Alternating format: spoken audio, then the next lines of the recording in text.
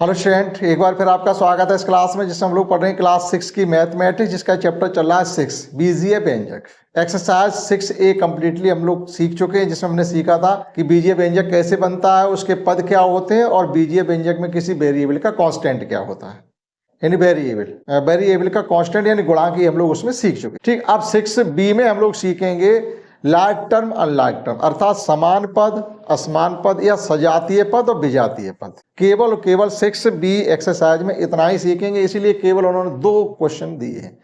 हमने कुछ इसमें एग्जाम्पल दिया था, वो भी लिख लिया, जिससे आपकी कॉन्सेप्ट क्लियर हो जाए कि समान पद की अवधारणा क्या होती है, समान पद की कॉन्सेप्ट क्या होती है, असमान पद की क्या होती है, और क्या होते हैं समान पद, क्या होते हैं असमान पद। तो देखिएगा, पहले करते हैं एग्जाम्पल, फिर करते हैं एक्सरसाइज। तो समान पद से मतलब होता है कि जो वेरिएबल होते हैं वो एक जैसे होने चाहिए, कोएफिशिएंट कुछ भी हो, साइन कुछ भी हो, उससे कोई लेना देना नहीं है।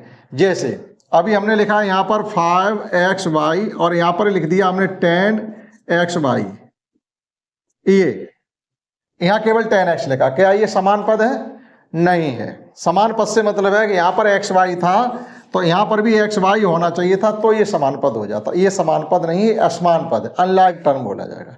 केवल इतनी सी बात है, कोएफिशिएंट से मतलब नहीं है, वेरिएबल से मतलब है। जैसे यहाँ पर समान पद असमान पद हमें बताने हैं, यहाँ लिखा हुआ 6x और यहाँ लिखा है 7y, ये अलग अलग टर्म है दोनों, उनमें आपस में कोई रिलेशन नहीं है, हमें केवल ये देखना पद कैसे हैं दोनों।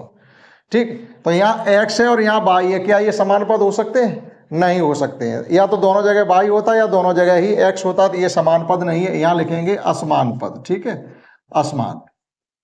अब यहाँ देखिएगा 13x लिखा है, यहाँ माइनस का 7x लिखा हुआ है, तो 13 से और -7 से मतलब नहीं है, मतलब केवल है वेरिएबल से, यानी अचर पद से। यहाँ भी x है, यहाँ भी x है, इसका मतलब है कि वेरिएबल समान है, इसका मतलब है ये पद जो हो गया वो हो गया आपका समान पद, समान। यहाँ भी देखिएगा, यहाँ BA है, कोएफिशिएंट हम देखे ही नहीं, हमें ये -5 या 7 से कोई लेना देना नहीं है। आपको इसका साइन प्लस है, उसका साइन माइनस है, माइनस से भी मतलब नहीं है, केवल वेरिएबल से मतलब है। वेरिएबल एक जैसे है तो समान पद, वेरिएबल एक जैसे नहीं है असमान पद, बस इतनी सी कॉन्सेप्ट है और कुछ भी नहीं है। ठीक, मेन बात सीखिएगा। यहाँ पर BA लिखा हुआ है, अब हम BA लिख दें या AB लिख दें उससे कोई फर्क नहीं पड़ता, ये AB है और इसको हम BAB लिख दें तो कोई फर्क नहीं पड़ता है, एक जैसे ही माने जाएंगे। तो ये जो है आपका समान पद हुआ। एक जगह उन्होंने AB लिखा और एक जगह उन्होंने BA लिख दिया, इसका मतलब ये ना समझे। अच्छा एक बात बताइएगा, 3 का 5 में गुणा करें तब भी तो 15 ही आता है, और 5 में 3 का गुणा करें तब भी तो 15 ही आता है, तो फर्क कहाँ पड़ा? AB लिखिए चाहे BA लिखिए, क्योंकि आपस में तो मल्टीप्लाई माना जाता है। क्लियर हुआ? तो वो समान पद हो गया। यहाँ x है और यहाँ xy है, ये आपका असमान पद हो गया, असमान। PQ स्क्वायर है और यहाँ पर P स्क्वायर Q है, ये भी आपका असमान पद हो गया। यहाँ PY स्क्वायर है, यहाँ पर भी PY स्क्वायर है, ये आपका समान पद हो गया, बस। अब आप समान पद असमान पद की कॉन्सेप्ट सीख। यहाँ MN स्क्वायर है और यहाँ MN है, ये आपका असमान पद हो गया। यहाँ P है, यहाँ 10P है, दोनों जगह P है, इसका मतलब ये समान पद हो गया।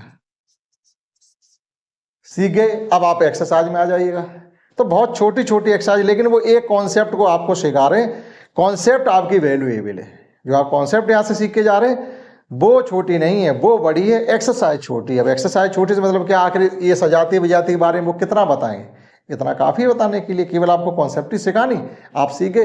अगली एक्सरसाइज जैसे जैसे आगे बढ़ेंगे वहाँ ये चीज़ें आपकी ज़रूरत में आएंगी। अब कहाँ ज़रूरत में आएगी? समान पद असमान पद की ज़रूरत गुणा भाग में नहीं आएगी, सीधी सी बात है।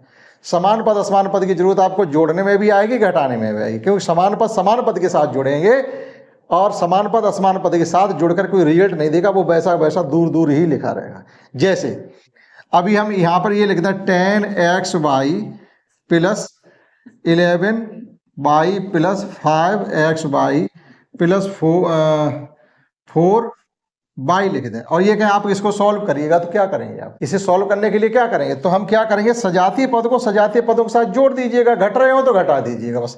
यहाँ xy है और दूसरा टर्म एक xy का ये, तो 10 ये 5 ये हो गए आपके 15xy, एक y ये और सिंगल y का टर्म ये कि ये 11 5 4 ये हो गया आपका 15y। सजातीय पद सजातीय पदों के साथ जुड़ेंगे, सजातीय पद सजातीय पदों के साथ ही घटेंगे, बस इतनी सी बात ध्यान रखना। गुणा से मतलब नहीं है, गुणा तो उनका हो जाता है, एक को गुणा भी नहीं होगा, गुणा भी होगा, भाग भी होगा, लेकिन जोड़ना घटाना सजातीय पद का सजातीय पद के साथ ही होगा। क्लियर? चलिए, निम्नलिखित में सजातीय पद छांटिएगा। कौन से सजातीय पद हैं? हम सर्किल में करे दे रहे, आप अपना समझ लेना। ठीक, यहाँ पर एक पी क्यू है, एक यहाँ पर भी पी क्यू है, तो ये आपका एक सजातीय पद का पेयर है। बस यहाँ पी क्यू स्क्वायर है और यहाँ पी स्क्वायर क्यू है, तो ये सजातीय पद नहीं है। यहाँ घात 2 क्यू पर है, यहाँ पी पर है, सजातीय पद नहीं है। क्लियर? क्वेश्चन 2 और एक्सरसाइज में 2 ही सवाल है। सजातीय पदों पर टिक करना, केवल सजातीय पदों पर टिक करना। देखिए यहाँ पर भी एक्स है, यहाँ पर भी एक्स है, सजातीय पद है। यहाँ ए बी है और यहाँ ए स्क्वायर है, ये सजातीय पद नहीं है, इस पर आप क्रॉस भी कर सकते हैं। यहाँ देखिएगा बी स्क्वायर ए सी है और यहाँ ए बी स्क्वायर सी है। आप देखो ध्यान से, तो बात तो एक ही है। बी स्क्वायर यहाँ पर भी है, बी स्क्वायर वहाँ पर भी है, इधर उधर लिखने से कोई फर्क नहीं पड़ता। हम पहले ही आपको बता चुके, जैसे यहाँ ए बी और बी ए लिखा था, तो इस चक्कर में ना रहे कि हमारा बी स्क्वायर ए सी, यहाँ भी बी स्क्वायर ए सी होता, नहीं। आगे पीछे कर सकते हैं, लेकिन कॉन्सेप्ट में कोई फर्क नहीं, उसके वैल्यू में कोई फर्क नहीं आएगा, वैल्यू सेम है, तो ये आपका सजातीय पद है। यहाँ पर देखिए ए स्क्वायर बी सी है, लेकिन यहाँ पर ए स्क्वायर नहीं है, यहाँ बी स्क्वायर सी कर दिया है, ए बी स्क्वायर सी, तो ये सजातीय पद नहीं है। बस इतनी सी बात थी एक्सरसाइज 6B में। क्लियर हुआ? तो 6B एक्सरसाइज में भी हमने सीखा है सजातीय पदों को की कॉन्सेप्ट क्या है, विजातीय पदों की कॉन्सेप्ट क्या है, लाइक टर्म अनलाइक टर्म, जो कि अगली एक्सरसाइज में या उससे आगे एक्सरसाइज में जब जोड़ने घटाने का नंबर आएगा, बीजीय व्यंजकों में जोड़ना घटाना होगा, आपके ये कॉन्सेप्ट उसके काम में आएगी।